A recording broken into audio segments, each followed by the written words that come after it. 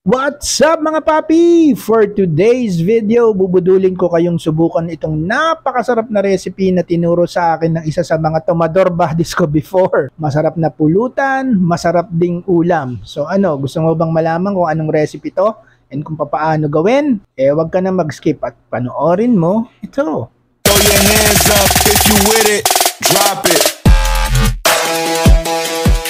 So bago tayo magluto, isa-isahin muna natin yung mga sangkap na kakailanganin natin. Kailangan natin ng isang damokmok na bawang, syempre dairy cream, baka naman, pamintang durog, parang yung puso mo nung brinay ka ng shota mo, asin, asukal na pula, sesame oil, pangtanggal ng lansa, aluminum foil, at syempre yung dalawang medium size plapla. Kailangan rin natin ng itlog at mayonnaise para sa toppings. For our first step, kailangan lang natin ilagay yung plapla dun sa foil na inanda natin, tapos idadagdag natin yung bawang, and then syempre i-prep na natin yung dairy cream para ilagay din dun sa plapla natin. After ng dairy cream, pwede na natin siyang lagyan ng asin, paminta, asukal, and then yung sesame oil natin para mas lalong sumarap yung steam plapla natin. And then ibadat lang natin yan sa foil. Make sure na walang butas kasi sayang naman kung magli-leak yung butter sauce habang ini-steam natin. And then yung process na yan, i-repeat lang natin dun sa pangalawang plapla na binili natin. So ganun rin yan, bawang, butter, lagyan natin yung loob nun tiyan as well para mas masarap, and then pamintang durog, asin, syempre kailangan rin natin dagdagan ng asukal at sesame oil para meron konting nutty flavor yung steam plapla natin. And then of course babalot ulit natin, making sure na walang butas yung foil para hindi kumalat yung o tumapon yung sabaw ng isda pagka in-steam na natin siya. So isasalansan lang natin siya.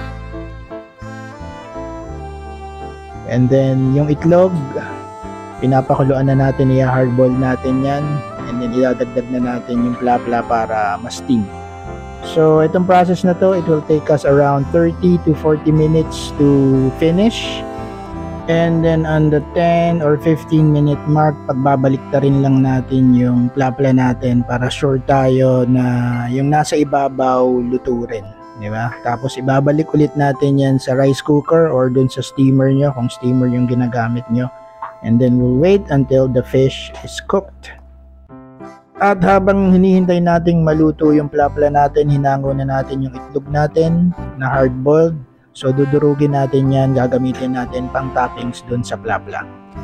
So mukhang okay na tong plapla natin, hahanguin na natin, ilalagay natin siya sa plate, and ipe-prep na natin siya para dun sa toppings nating mayonnaise and hard-boiled egg. So ayan yung itsura ng steam plapla natin, sobrang nakakatakam. Ang bango niyan mga paps. Naghahalo yung garlic at saka yung butter na amoy.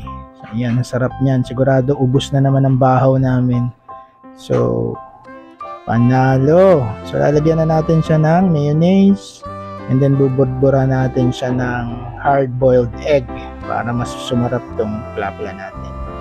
So, that's it. That's our budol video for today. I recommend na itry nyo rin tong recipe na to, and then please comment down below kung ano experience nyo, kung nasarapan kayo or kung okay lang ba, i-comment nyo na lang down below.